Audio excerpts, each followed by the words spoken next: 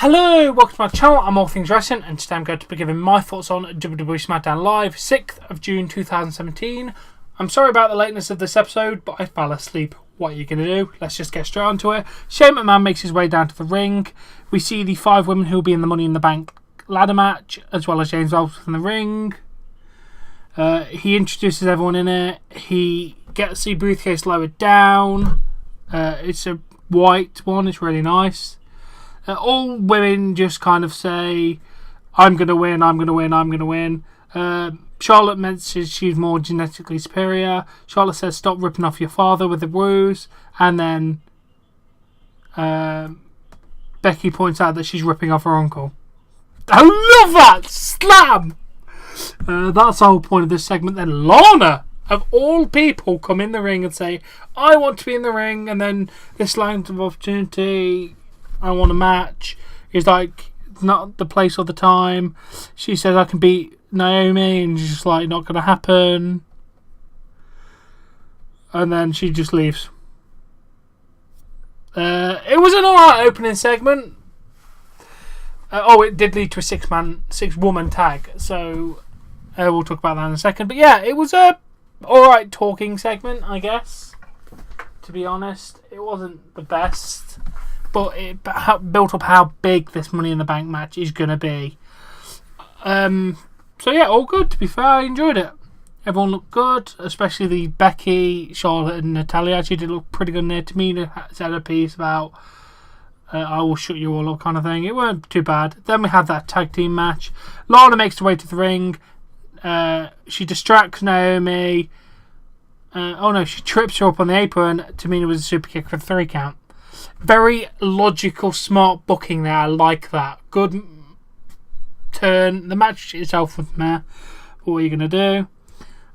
Then we go to Shane. The millennial generation will have more than 5 jobs in their lifetime. I think it's really exciting.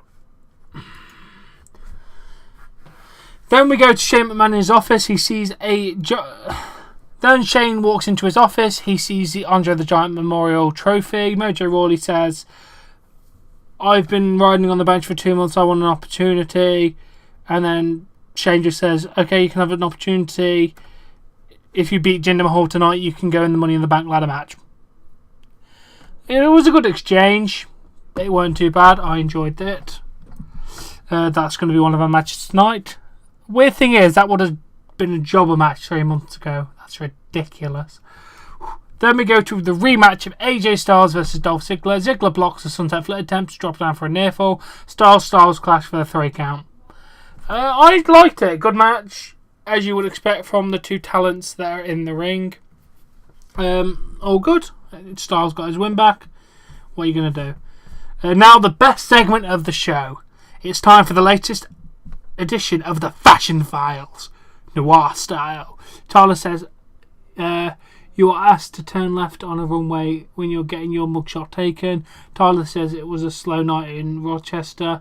Fandango says he took the bottle to the boys in the lab, but there was no boys or a lab. He tried the clone and does not think it's the cologne's cologne. Tyler and Fandango get clone and cologne mixed up.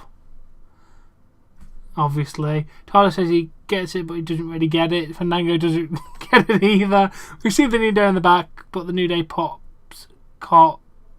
Tilts to the right. The New Day pop. They enter the room. They are in black and white. Xavier asks for the help of Fandango and Tyler. They agreed to take the case, but they said it internally. Again, for some reason. New Day are waiting for a response. They said there's something in it for them. They give Fandango and Tyler some clothes, but they throw it down. Fandango says he might be dancing. He might like dirty dancing, but he's not a dirty dancer. He does not take bribes. They will not sell out. Tyler puts on the game, he likes it. New Day wants some information about the Usos. They give him their files, and Fandango pulls out the Day is Hate shirt. I thought he pulled out the One Day is shirt. Okay, whatever. Fandango and Tyler Breeze said they're on the case, but they said it internally, so New Day does not hear it, and they back out carefully. Fandango and Tyler think new case rocks.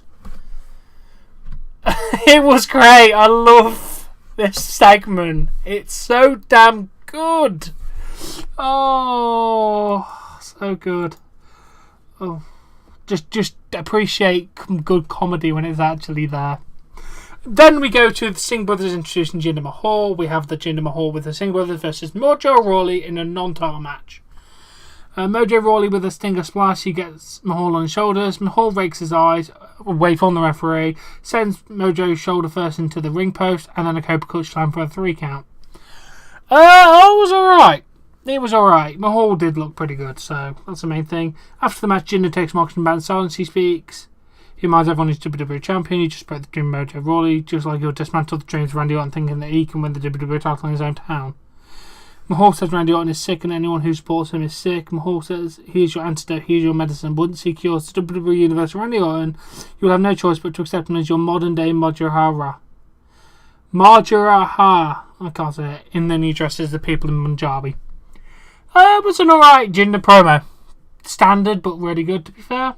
I like how his promo skills are slightly improving, that's good. I'm only including this because it was slightly weird. New Day walk in the back, they take some food from someone in the back, then Big E eats some paper. And I don't know why. It was weird. But let's move on.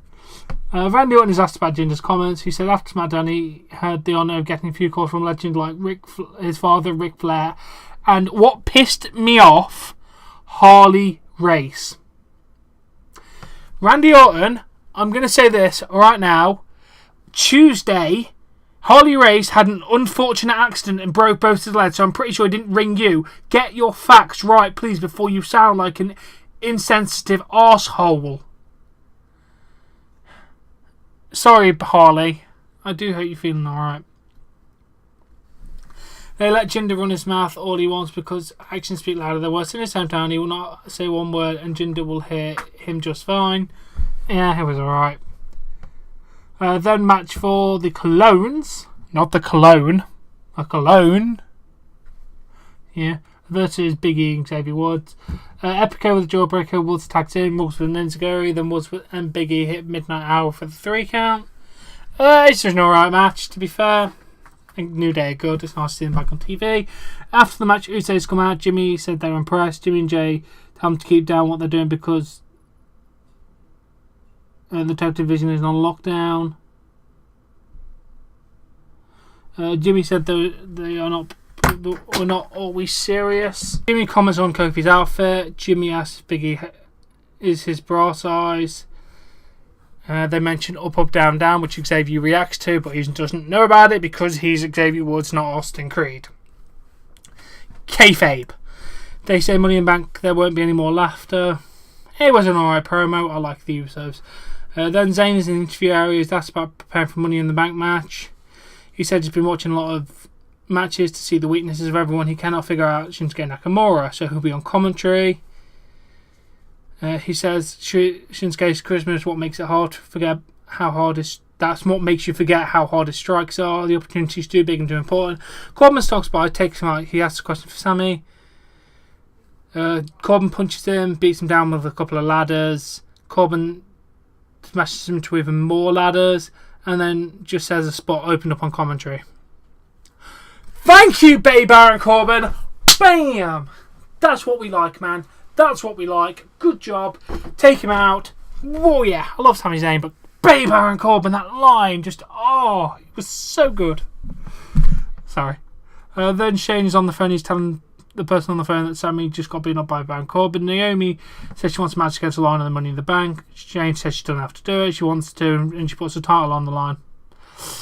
So yeah, we're going to have Naomi versus Lana at Money in the Bank. I didn't know there was going to be 2 women's matches. I thought, how are they going to get away with this if they're going to put all the women in the Money in the Bank match? But no, they put her in a title match. I wonder if she could be... Imagine if she beats Naomi. That'd be so cool. Ooh. Then we go to our main event of the evening. Sami Zayn is not on commentary because Baron Corbin took him out. So Baron Corbin is on commentary. Kevin Owens versus Shinsuke Nakamura. As you can imagine, it was a pretty good match. Nakamura with a round kick on the reverse exploder and then a Kinshasa for the 3 count. That was lovely, lovely. But what made it lovely, lovely, lovely, Baron Corbin entered the ring and then hit an end of days on Nakamura. Woo! Doggy! This is making it intense. I loved this week's SmackDown. It weren't the best, but just little segments like that made me laugh. A few of the jokes were really good. The segments were good. Overall, it had a much better night than Raw. So yeah, I enjoyed this episode. And again, if you've enjoyed this episode, please give this video a like. Please support me on Patreon. A link in the description below. Subscribe to see more content, and I'll catch you later.